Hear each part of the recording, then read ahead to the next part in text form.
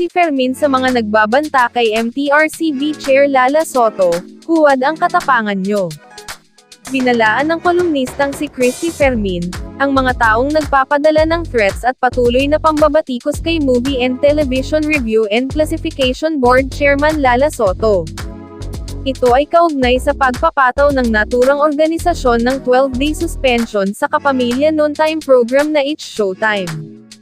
Kahit raw kasi nauna nang ihayag ni Lala na wala siyang kinalaman sa naturang desisyon, na inilabas ng MTRCB, dahil pinili nitong huwag nang magbigay ng boto, ay patuloy pa rin itong nadidiin sa isyu, at humantong pa nga sa ito sa pagkakaroon ng mga banta para sa kaligtasan ni Lala, at ng kanyang buong pamilya. Sa sobra-sobrang pamemersonal kay Chairwoman Lala Soto, nag-angatan na po ang mga abogado, ang samahan ng mga broadcasters, ang mga taong hindi po kumikibo dati, pero ngayon po ay nagbibigay ng opinyon dahil labis na. Sobra na. Nagbigay naman ng paalala si Christy sa mga bashers, at taga-suporta ni Vice at ng programang It's Showtime, na maghinay-hinay sa mga ibinabatong salita, lalo na't wala namang ginawang kasalanan si Lala.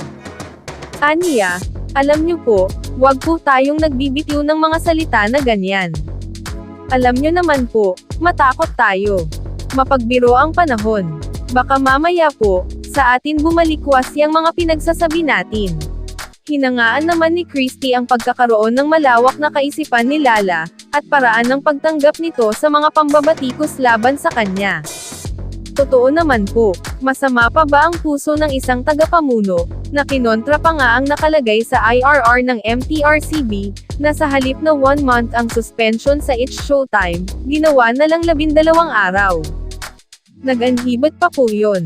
Hindi pa siya sumama doon sa pagbibitiw ng suspensyon ng It's Showtime. Hindi naman po tama ang ginagawa nyo. Matakot po kayo sa karma kasi baka mamaya yung mga pinagsasasabi ninyo, mga bagay na ipinupukol nyo sa kapwa nyo, bumalandra mismo sa buhay nyo. Say ni Christy. Hinamon rin ng kolumnista, na kung matapang ang mga bashers ay ipakita nito ang tunay na identity. Ligil na sabi ni Christy, nakakahiya. Ang lalakas ng loob nyo, wag po kayong kasing tapang ng kapapanganak na tigre na magsasabing dapat ka nang umalis dyan bilang chairman ng MTRCB. Matatapang kayo. Huwad ang katapangan nyo.